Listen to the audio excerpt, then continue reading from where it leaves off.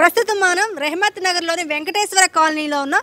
ఈ కాలనీ ప్రజలు ఈ ఉప ఎన్నికకు ఏ పార్టీకి పట్టం కట్టనున్నారో ఈరోజు పబ్లిక్ టాక్లో తెలుసుకుందాం. వచ్చేయండి. ఎట్లా జూబ్లీస్లో మీ ఎమ్మెల్యే మాగంటి గోపీనాథ్ గారు చనిపోవడంతో ఉప ఎన్నిక వస్తుంది. ఎట్లా ఈసారి వాళ్ళ ఆవిడకి టికెట్ ఇచ్చారు, ఈసారి ఇక్కడ ఎవరు గెలిచే ఛాన్సెస్ ఉన్నాయి? ఇక్కడ ఎవరంటే ఇప్పుడు ఒక ఒక ఒక గల్లీనేమో బీజేపీ, ఒక గల్లీనేమో ఒక గ్లాస్నేమో కాంగ్రెస్. ఈ గల్లీకి 3 గల్లీలో 3 పార్టీలు ఉన్నాయి. ఈ 3 పార్టీలు ఏ పార్టీ అని చెప్తాం? ఇప్పుడు తెలంగాణకు ఒక్కరు కూడా లేరుడా. మా గల్లీకి బాబుజీ నగర్లో తెలంగాణకి ఎవరు లేరు. మరి మేమైతే కేసీఆర్కే ఓట్లేస్తాం, ఖచ్చితంగా కేసీఆర్కి ఓట్లేస్తాం. మరి నాకు ఈ గల్లీలో ఏం సేఫ్టీ లేదు. మాకు ఒక రూపాయికి సేఫ్టీ లేదు, ఆటానికి కూడా సేఫ్టీ లేదు. మనకు కేసీఆర్ అన్నప్పుడు ఎట్లుండే మా పరిపాలన? నాకు మంచిగా ఉండే, పైసా ఉండే, పొలం ఉండే, అన్నీ ఉండే. ఇవాళ మా ఆయన డ్యూటీ చేసిండు, మొత్తము మొత్తం రిటైర్మెంట్ డ్యూటీ చేసిండు. 80,000 జీతగాడు, జీపీఎఫ్ కట్ అయింది, ఇన్కమ్ ట్యాక్స్ అన్నీ కట్ అయినాయి. 11 నెలల నుంచి ఆఫీస్ తిరుగుతున్నా, ఇంతవరకు పింఛన్ లేదు, ఏం లేదు. అయ్యా నువ్వు పర్మనెంట్ కాలేదంటారు 80,000 జీతగాడు. మరి ఇప్పుడు నాకు కాంగ్రెస్ వాళ్ళు ఎలగొట్టేస్తారు, బడ్జెట్ లేదమ్మా పో అంటున్నారు. మరి రేపు తెలంగాణ వస్తే నాకు సేఫ్టీ ఆయన నాకు ఇప్పిస్తాడు, ఖచ్చితంగా నా పైసా నాకు ఇప్పిస్తాడు. మరి నేను ఇంత కష్టపడుతున్నా, నేను ఇల్లు లేక ఇడుపు లేక ఏదో బతుకుతున్నాం ఇట్లా నడుగా. మరి ఎట్లా కావాలరా చెప్పు మీరే. మరి ఎవరికి ఓటేయాలంటే కేసీఆర్కే ఓటేస్తాను నేను. ఏ స్కీమ్లు ఎక్కడిచ్చిండు? ఇక ఉండు, కేసీఆర్ పాలు చెప్తా, మంచిగా పెట్టు. రా ఇక పోస్ట్ ఆఫీస్ కాడ లైన్ కట్టుని 2,500 రేపు పొద్దున్న అకౌంట్లో పడతాయి అంటాడు. పోస్ట్ ఆఫీస్ కాడ లైన్ కట్టి పిల్లల తల్లి సావాలి. పొద్దున్న లేసే పైసలు లేవు. అమ్మ చీరలు తెస్తున్నా, మీకు అందరు మహిళలు 2 చీరలు కట్టిస్తున్నా, తయారవుతున్నా అని చెప్పిండు. 2 చీరలు లేవు, ఏం లేవు. మనం చీరలే కట్టుకోలేకుండా ఉండలేం కదా. అడక తిన్నా ఇళ్ళ చిప్పలు దోమన్నా చీరలు కట్టుకుంటున్నాం. మహిళలు అంటే మహిళలకు మొగళ్ళు కానీ తెలుగు వాళ్ళకి మొగళ్ళు లేరా? మహిళలకు మొగళ్ళు, తెలుగు వాళ్ళకి మొగళ్ళు ఉంటారు కదా. మరి ఆయన పెళ్ళాం కూడా ఒక ఆడమే కదా, మన రెడ్డి కులమే కదా. మరి ఆమె కూడా ఒక మనిషే కదా. మరి మహిళలే నీకు ఇంపార్టెంట్ అయితే మళ్ళీ ప్రజల ఓట్లు నీకెందుకు? ప్రజల ఓట్లు నీకు అవసరం లేదు కదా. మరి అందుకోసంకే మానేయాలి.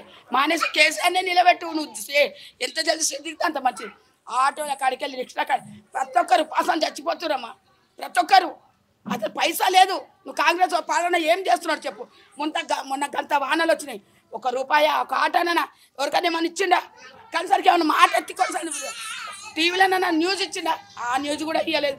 మరి ఎట్లా బతుకుతాం మేము కూడా మనుషులం కదా. నువ్వు పాలన చేస్తున్నావు, కోట్లు ఎవరికి పెడుతున్నావు? నువ్వు కోట్లు కేసీఆర్ అప్పు చేసిండు, కేసీఆర్ నువ్వేమైనా కడుతున్నావా? గవర్నమెంట్ వాడు ఇస్తే నువ్వు కడతావు, నీ పొక్కట్లా నీ జోబులకి వెళ్ళి తీసి కట్టావు కదా. మరి దేనికి నీ రుబాబు? మరి మాకు ఏం లేదు. ఇప్పుడు నాకు ఈ డ్యూటీ కూడా ఇట్లా అయిపోయింది. మాకు అడిగగానే అమ్మ నీకు పింఛన్ ఇస్తే ఎట్లా అందరూ అడుగుతారంటే మేము 11 నెలలు బిచ్చా పొల్ల లెక్క తిరిగినాం మేము. ఏం పాలన ఇది? పాలన కుక్కర్లకి ఎలగొట్టారు మమ్మల్ని. కిదకండి గివ్వండి అంతా తిరిగినా నేను. అన్నం కూడా లేకుండా నేను మా ఆయన. మరి ఎట్లా కావాలంటారు ఈ పాలన? అంటే ఇప్పుడు కేసీఆర్ కావాలని అనుకుంటున్నాం మేము. ఎందుకంటే కేసీఆర్ మమ్మల్ని ఏం నష్టం చేయలేదు. అప్పుడు అందరు పైసలు ఇచ్చిండు మాకు. కేసీఆర్ ఇచ్చిండు, ఇవ్వలేదు అనొద్దు. తిన్నోంది తిన్నా అని చెప్పాలి. మరి 1 రూపాయి కూడా ఇవ్వలేంత వరకు మరి మేమెందుకు కూకుంటామమ్మా చెప్పు? బస్సు ఎవడు ఎక్కాలి? ఇప్పుడు అయినోడు కానోడు మొగలని పెట్టి బస్సు ఎక్కేది దెంకపోతురు. పైసలు లేవని చెప్పి మొగలని పిల్లల్ని తీసుకు. ఈ పాలన మొగోళ్ళేమో ఆడేమో రాజ్యం వెళ్తాయి. మొగని కూడా ఫ్రీ టికెట్ ఇవ్వాలి కదా. మరి మొగడేమో వీళ్ళేమో మొగల పాలన చేస్తావు, ఆడల పాలన చేస్తావు, మొగలేమో పోవాలి. ఇటువంటి పాలన వద్దు, రేవంత్ రెడ్డి వద్దు, అంతే.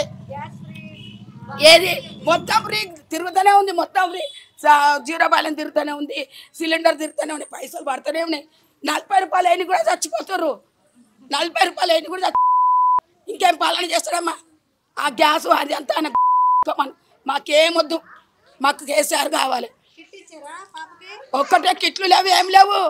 తులం బంగారాలు లేవు, కిట్లు లేవు, షాది ముబారక్ లేవు, ఏవి లేవు. నా బిడ్డ కేసీఆర్ కిట్లు వచ్చినాయి.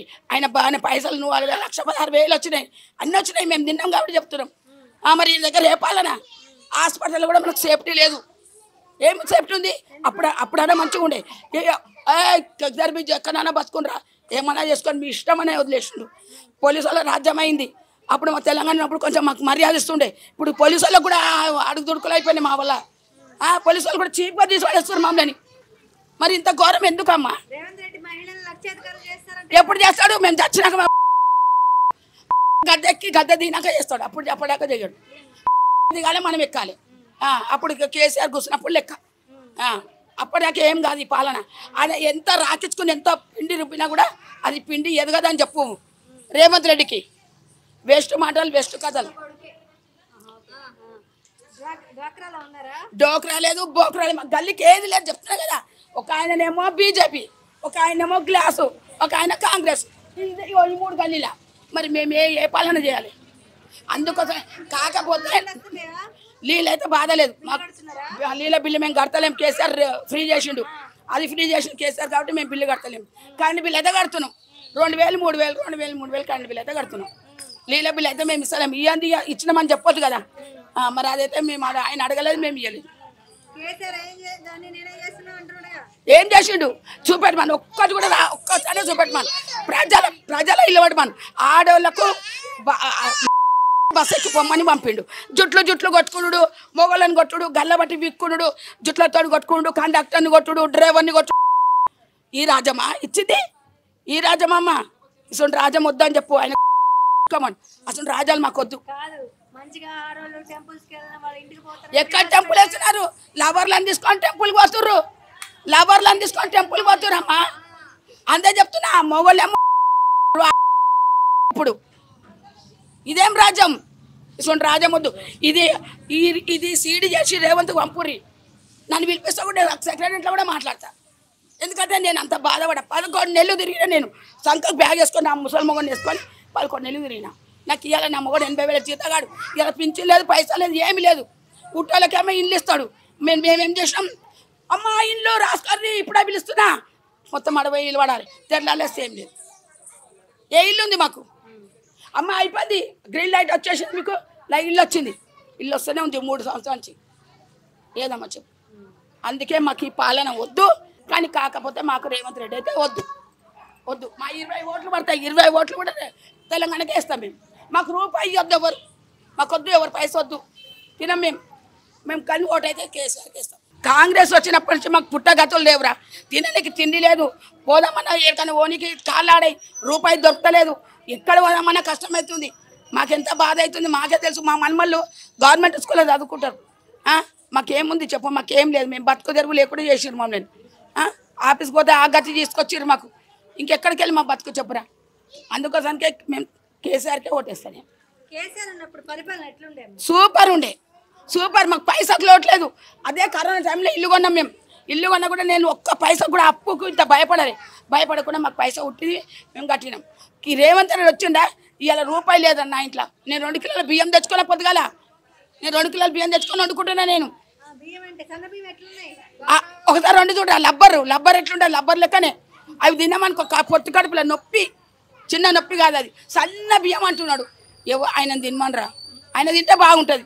మేము తింటే కక్కుతున్నాం మళ్ళీ. ఆయన తినమను. ఆయన తింటే బాగుంటుంది. మేము దొడ్డు బియ్యం అన్నా ఆడుకొచ్చుకొని తింటాం కానీ ఆయన బియ్యం తినాలంటే తినలేము. పొత్తి కడుపులో నొప్పి. అన్నం వండామనుకో ఇట్లా లబ్బరు అస్సలు బాగాలేవు బియ్యం. పంపుతాం. ఇప్పుడు ఆయన చూస్తాడా? అరే కోట అయినరా బట్టి వేస్తాడు. కోట వచ్చేసింది, దాంట్లోకి వచ్చింది అన్నాడు. బట్టి ఎట్లా చేసుకుంటుండో సగం 4 కోట్లు బట్టి తింటాడు, 2 కోట్ల బియ్యం వేస్తాడు, 4 కోట్ల. మరి ఆయన రేవంత్ రెడ్డి చూస్తాడు కదా సీటు మీద. మరి అని చీరలు టంగులు మొత్తం కరోడా టంగులు అన్నాడు. ఏవి టంగులు లేవు, లుంగులు లేవు. రేపు కట్టుకొని తిరగమను. రేపు గద్దె దిగుతాడు కదా, గద్దె తిన్నాక కట్టుకొని తిరగమని. ఇక అంతే, అదొక్కటే. ఇట్లా మీ ఎమ్మెల్యే గోపీనాథ్ చనిపోవడంతో ఉప ఎన్నిక వచ్చింది. ఎట్లా ఈసారి కేసీఆర్ పార్టీ వస్తుందా, రేవంత్ రెడ్డి పార్టీ వస్తుందా? కేసీఆర్ రావాలమ్మా. ఇప్పుడు మున్పటి ఇంద్ర అది అనుకున్నాం, కాంగ్రెస్ అనుకున్నాం. ఇది చాలా డేంజర్ కాంగ్రెస్ వచ్చింది. ఎందుకు డేంజర్ కాంగ్రెస్? పిల్లల బస్సులు ఫ్రీ చేసి పిల్లలు బతుకు ఖరాబ్ చేసింది. కారు పెళ్ళాళ్ళకి మొగల్ని పోతుండ్రు, ఆటోలో పోతుండ్రు. ఒక సన్న బియ్యం ఇచ్చేస్తే అయిపోయా బిడ్డ. దానికి ఎన్ని ఖర్చులు ఉంటాయి? ఏదైనా చేస్తే నిదానంగా. ఇది లేదమ్మా, అది ఎవరికి డ్యూటీలు పెట్టించిండ్రు? అమ్మా?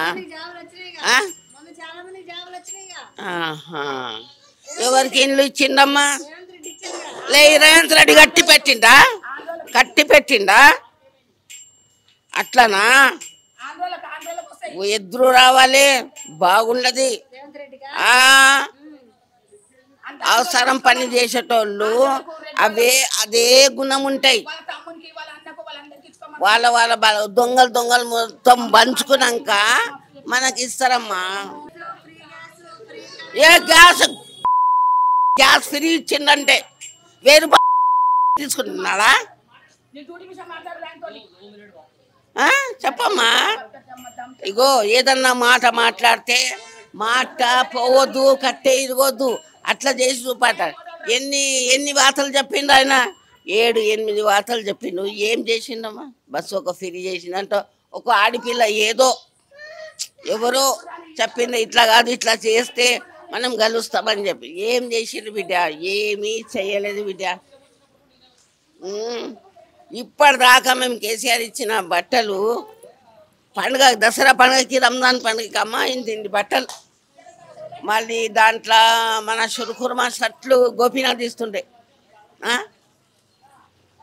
ఈయన ఏమి ఇచ్చిండే బిడ్డ? వచ్చినప్పుడు నీ ఏమి ఇచ్చిండు? జర నయంతో మాట్లాడాలి బిడ్డ. సన్న బియ్యం అన్నా,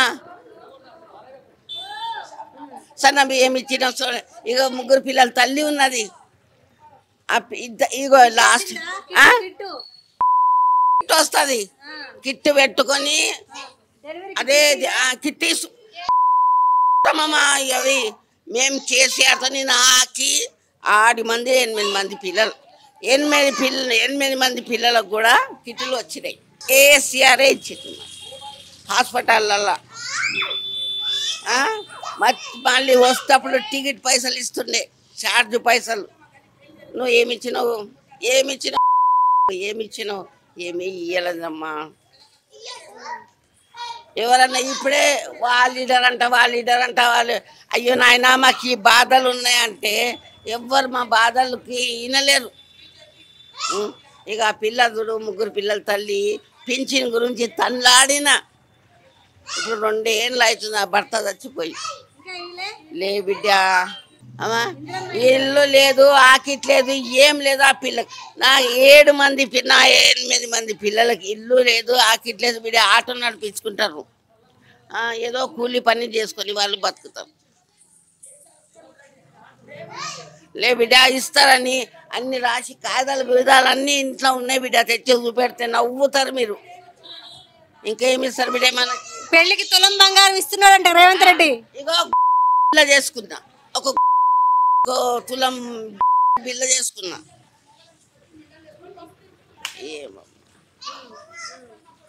ఆయనకి ముబారక్. మొత్తం ఏమేమి వార్తలు చెప్పిండో ఆ వార్తలన్నీ ఆయనకే ముబారక్.